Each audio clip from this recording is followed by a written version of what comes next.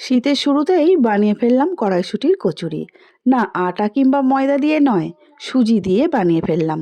দারুণ স্বাদের আর নরম তুলতুলে কড়াইশুঁটির কচুরি সুজি দিয়ে। তাহলে কেমন করে বানালাম চলো একবার দেখে আসি। আমার ভিডিওটা সম্পূর্ণ দেখার জন্য একান্ত অনুরোধ রইল। তবে ভালো লাগলে অবশ্যই লাইক শেয়ার সাবস্ক্রাইব করে আমার চ্যানেলটির পাশে থেকে যাওয়ার অনুরোধ রইল। এখানে আমার 300 থেকে 350 মতো কড়াইশুঁটি আছে। কড়াইশুঁটিটা তোমরা সিদ্ধ করে নিয়েও বেটে নিতে পারো। আমি কাঁচাই কড়াইশুঁটিটা বেটে নিলাম মিক্সির মধ্যে। এবারে নিয়ে নিচ্ছি 1 প্যাকেট সুজি। আমি কড়াইশুঁটির অনুযায়ী সুজিটা নিয়েছি। কড়াইশুঁটিটা যদি ডবল হতো তাহলে সুজির পরিমাণটাও বাড়িয়ে নেওয়া যেতেই পারত। এখন টকবক করে ফুটে ওঠা গরম জল সুজির থেকে একটু বেশি পরিমাণে নিয়ে ঢেলে দিলাম। মানে বাটি মেপে যতটা সুজি হবে তার থেকে আর একটু বেশি জল দিয়ে রেখে দিতে হবে। 2-4 মিনিট পর ফিরে আসলাম, আবার একটু নাড়াচাড়া করে নিলাম। ভালো করে মেখে নিয়েছি। আর একটু জল লাগে কি না সেটা দেখার জন্য। তবে এখানে আমি 4 চামচ ময়দা দিচ্ছি এবারে। ময়দাটা দিয়ে আবারও একটু ভালো করে মেখে নেব। ময়দাটা দিচ্ছি এই কারণেই, লুচিগুলো বেলার সময় সুন্দর করে বেলাটাও হবে আর খেতে আরও সুন্দর হবে। এবারে খুব ভালো করে মেখে নিতে হবে, সেই জন্য প্লেটের মধ্যে সমস্তটাই ঢেলে নিলাম। কারণ বোলের মধ্যে খুব ভালো করে কিন্তু আমাদের মাখা হবে না। এখন এর মধ্যে দিয়ে দিলাম পরিমাণ অনুযায়ী নুন আর একটু সাদা তেল। ময়দা বা আটার কচুরি হলে আগে থেকেই নুন তেল দেয়া যেতেই পারতো, যেহেতু সুজিটাকে গরম জলে ভিজিয়ে রাখতে হয়েছিল সেই জন্য এটা পরেই দিচ্ছি, এতে কোনো অসুবিধা হবে না। মাখতে মাখতেই দেখতেই পাচ্ছ খুব সুন্দর একটা ডো বানানো হয়েই গেছে। আর এবারে এটাকে ঢাকা দিয়ে রেস্টে রেখে দেব। এবারে একটা ফ্রাই প্যান বসিয়ে দিয়েছি, তার মধ্যে দিয়ে দিলাম সাদা তেল আর দিচ্ছি 1 চামচের মতো কালো জিরে আর সামান্য একটু হিং দিয়ে খুব ভালো করে ভেজে নিচ্ছি। তারপরে আমি আগে থেকে আদা আর কাঁচা লঙ্কা বেটে রেখেছিলাম। আদা কাঁচা লঙ্কা বাটাটা খুব ভালো করে মিশিয়ে নিয়ে কাঁচা লঙ্কা আদা বাটা ভালো করে ভেজে নিতে হবে। এই সময় দিয়ে দেব 1 চামচের মতো ঘি। ঘিটা দিলে স্বাদ আর গন্ধ দুটোই খুব ভালো হবে পুরের মধ্যে, সেই জন্য এখানে দিয়েছি। তোমরা চাইলে এটা বাদ দিতেও পারো।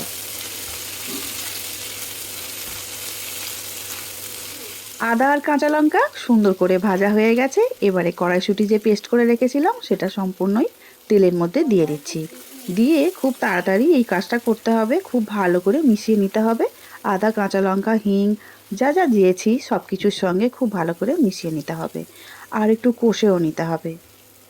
কারণ কড়াইশুঁটির কাঁচা গন্ধটা একটু কমিয়ে নিলে খেতে কিন্তু ভালোই হয়, কারণ গন্ধটা খুব ভালো হয়ে যায়। এবারে দিয়ে দেব স্বাদ অনুসারে চিনি। কড়াইশুঁটির কচুরি একটু মিষ্টি মিষ্টি খেতেই ভালো লাগে। আর দিচ্ছি পরিমাণ অনুযায়ী নুন। আবারও খুব ভালো করে মিশিয়ে নিচ্ছি। এবারে এর মধ্যে দিয়ে দেব ছাতু।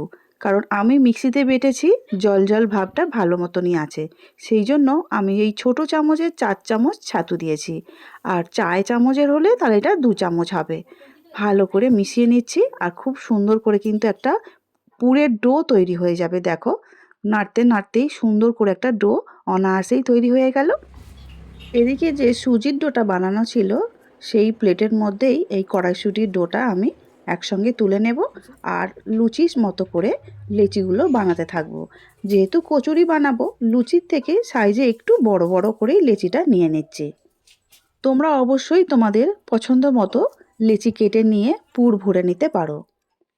শীতের সন্ধ্যায় এইভাবে কড়াইশুঁটির কচুরি আর আলুর দম খেতে তোমরা অনেকেই নিশ্চয়ই ভালোবাসো। আজ কচুরি বানাবো না ভেবেই ছিলাম, যেহেতু কড়াইশুঁটিটা একটু কম আছে, কিন্তু নিজে আবার ভাবলাম খাওয়ার যেকালে ইচ্ছা হয়েছে অল্প করেও খাওয়া যেতেই পারে। কর্তামশাইকে বলতে বলল দাঁড়াও খাওয়া হবে, কড়াইশুঁটির দামটা আরেকটু কমুক, তখন বেশি করে কচুরি খাওয়া হবে। আমিও ভেবে দেখলাম কথাটা ঠিকই বলেছেন, কারণ সব কিছু সময়ের সঙ্গে সঙ্গে চলাই ভালো। যেমন থাকবে তেমন খেতে হবে।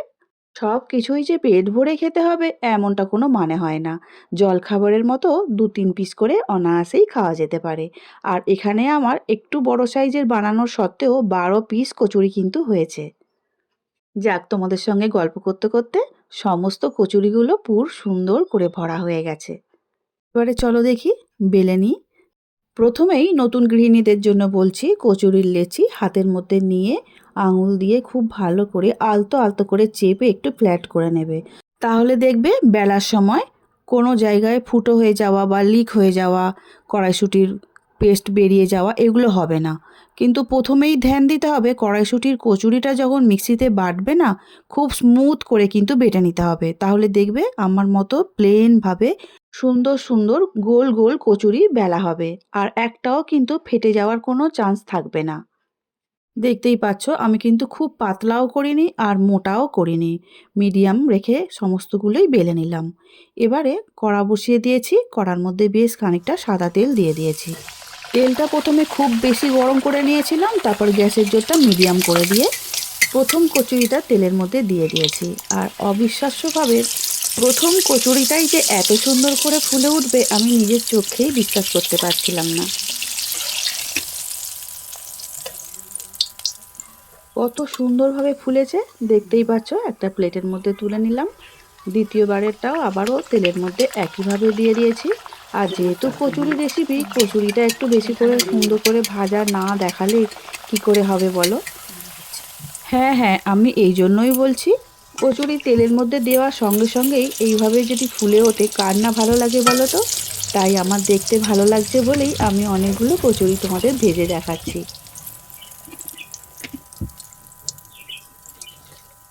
তোমাদেরও নিশ্চয়ই খুবই ভালো লাগছে দেখে, অবশ্যই আমাকে জানাবে আজকে আমার সুজি দিয়ে কড়াইশুঁটির কচুরি বানানোটা তোমাদের কেমন লেগেছে।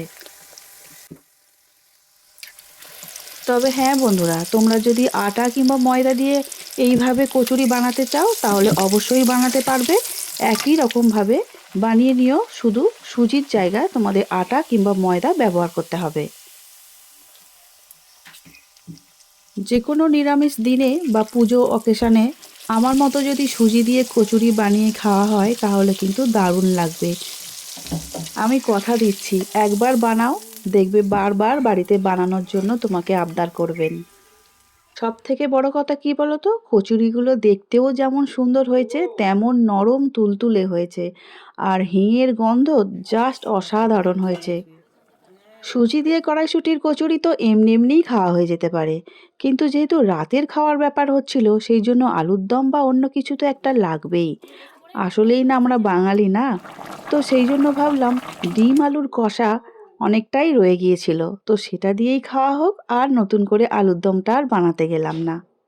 কচুরিগুলো বানানো হয়ে গেছে, একটা সার্ভিং প্লেটের মধ্যে সুন্দর করে সাজিয়ে নিচ্ছি।